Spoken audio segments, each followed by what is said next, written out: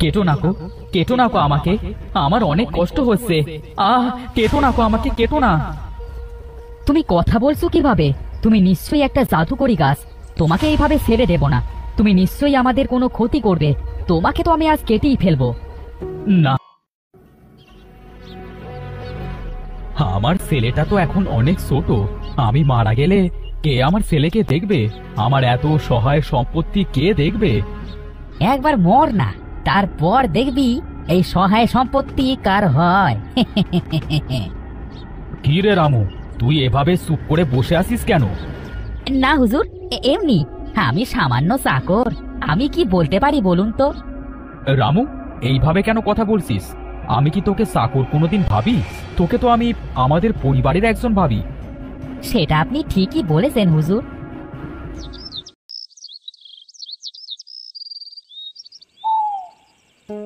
রামু, এই রামু। জি হুজুর, ডাকছেন? হ্যাঁ রে, ডাকছি। যা তো, আমার জন্য এক গ্লাস দুধ নিয়ে আয় তো। শরীরের মধ্যে কেমন যেন করতেছে। জি হুজুর, আমি এখনই নিয়ে আসছি, আপনি একটু বসুন।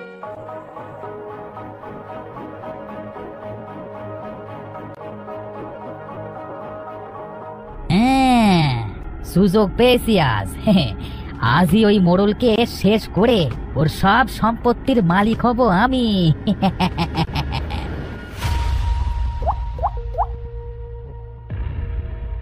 আজই তুই শেষ মোড়ল।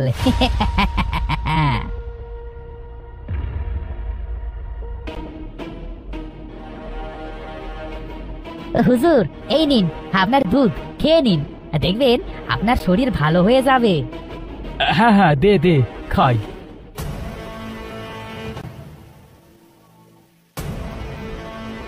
যা রামু, তুই এখন বাড়িতে যা, অনেক রাত হয়ে গেছে। হ্যাঁ হুজুর, হ্যাঁ আমি তাহলে এখন আসি।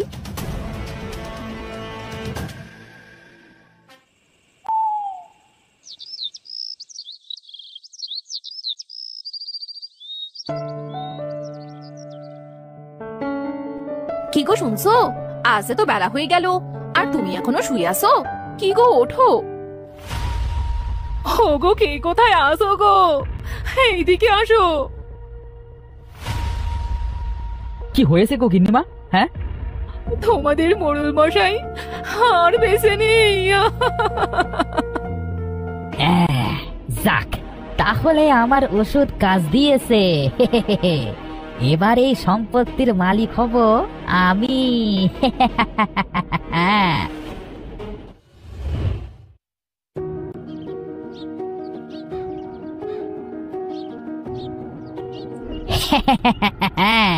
এই সম্পত্তির সব এখন আমার, কেউ নেই আর।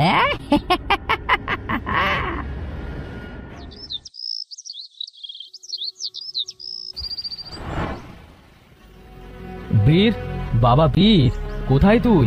এইদিকে একটু আয় তো বাবা। হ্যাঁ বাবা, যাই। কি হয়েছে বাবা, আমাকে ডাকছো? হ্যাঁ বাবা, আজ আমার শরীরটা ভালো নেই। তুই একটু কাঠ কেটে নিয়ে আসতে পারবি বাবা? হ্যাঁ বাবা, আমি এখনই যাচ্ছি কাঠ কাটতে, তুমি একটু বসো।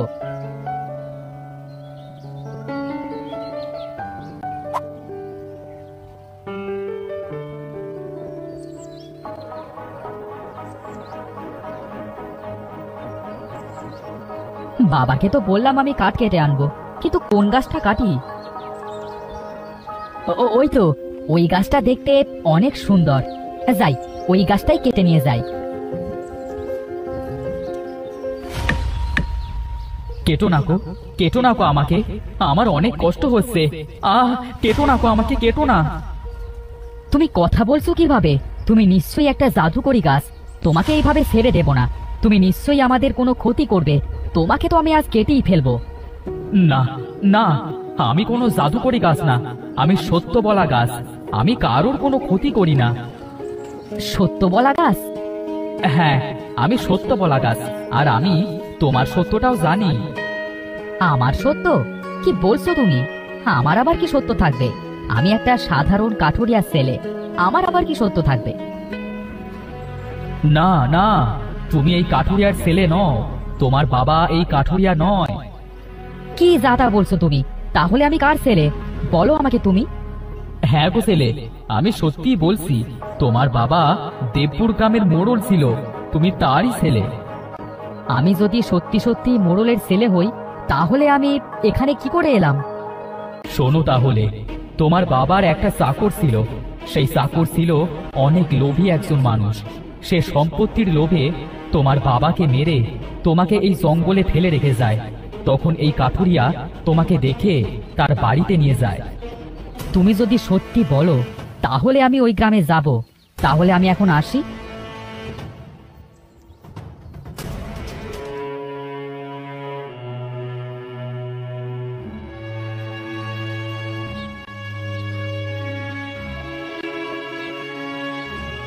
কে আসো এই বাড়িতে?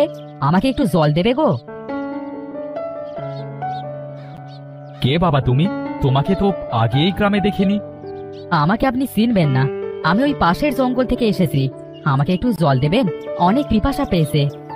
দাঁড়াও বাবা, আমি জল নিয়ে আসছি, একটু বসো।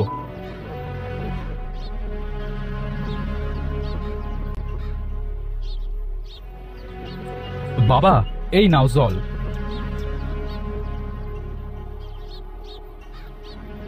আপনাকে অনেক ধন্যবাদ। আচ্ছা, এই গ্রামে কি একটু থাকবার মতো কোনো বাড়ি আছে?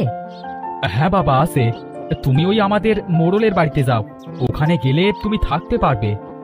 ও আচ্ছা আচ্ছা, তাহলে আমি এখন যাই।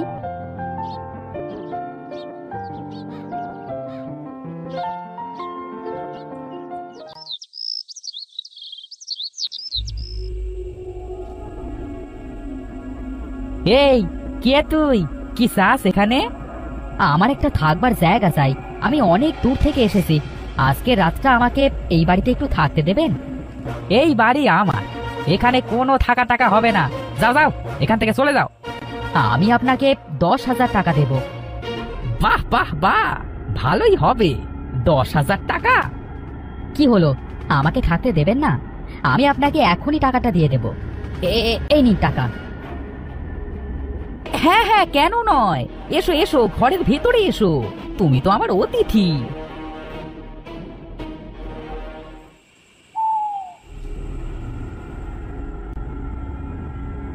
তা বাবা, তুমি কি কিছু খাবে? না না, আমি আজ উপোস রেখেছি। আজকের এই দিনে আমার বাবা মারা গিয়েছিল। কি বলছো? আরে আমারও তো একজন আত্মীয় এই দিনে মারা গিয়েছিল, তাই আমিও উপোস রেখেছি। তাই নাকি? যাক, ভালোই হলো। বলছি, আমাকে একটু দই আর চিড়ে এনে দিতে পারবেন? আসলে আমি তো এই গ্রামে নতুন, তাই বলছিলাম। আরে কেন নয়, আমি যাচ্ছি, বাজার থেকে ভালো দই আর চিড়ে নিয়ে আসবো। এই নিন টাকা।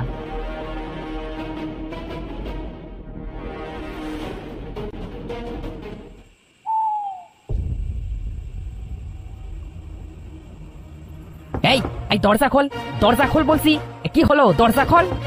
কে আপনি? আপনাকে আমি চিনি না। যান যান, এখান থেকে সরে যান, এই বাড়ি এখন থেকে আমার। এই, এসব তুই কি বলছিস? এই বাড়ি তোর মানে?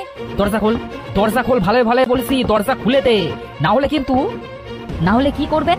যান যান, আমিও দেখবো আপনি কি করতে পারেন। তবে রে, দাঁড়া, আমি এখনই গ্রামের সবাইকে ডেকে আনছি। আরে যান যান।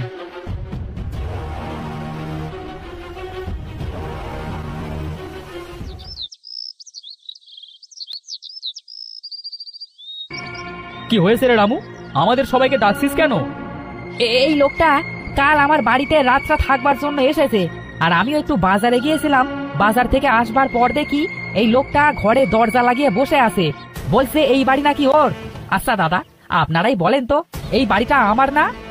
হ্যাঁ তো মোড়ল মরে যাওয়ার পর থেকে তো তুই এই বাড়িতে থাকিস, আর মোড়ল তো মারা যাওয়ার পর তুই তো এই বাড়ির দেখাশোনা করিস। না না, এই বাড়ি আমার। আমি মোড়লের একমাত্র ছেলে, বীর। মোড়লের ছেলে মানে? মোড়লের কোনো ছেলে ছিল না, তুই মিথ্যে বলছিস। না, আমি মিথ্যে বলছি না। তুই যে সত্য কথা বলছস সেটা আমরা কি করে বুঝবো শুনি? আপনারা আমার কথায় বিশ্বাস করেন, আমি মোড়লের ছেলে। না না, এ তো অনেক বিপদ। এই কার কথা সত্য আর কার কথা মিথ্যা কিছুই তো বুঝতে পারছি না। বীর, তুমি যে সত্য বলছো তারই বা প্রমাণ কি? আর রামুই যে সত্য বলছে তারই বা প্রমাণ কি? তোমরা কি কোনো প্রমাণ দিতে পারবে? হ্যাঁ হ্যাঁ, আমি দিতে পারবো।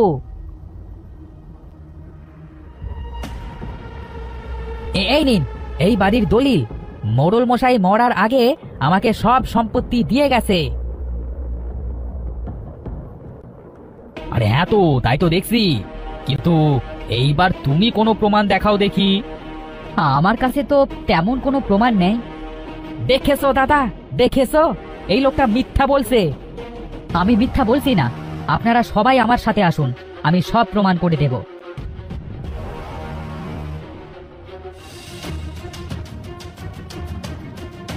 সত্য কথা বলা গাছ, তুমি আমাকে সাহায্য করো। তুমি এদের সবাইকে সত্যটা বলে দাও। হ্যাঁ, বীর ঠিক কথাই বলছে। বীর মোড়লের একমাত্র ছেলে।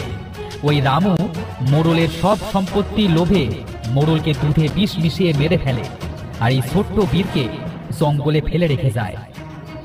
এই, সত্যি করে বল রামু, এই গাছ যা বলছে সব কি সত্য? হ্যাঁ দাদা, এই গাছ যা বলছে সবই সত্য। আমি সম্পত্তির লোভে মোড়লকে মেরে ফেলি।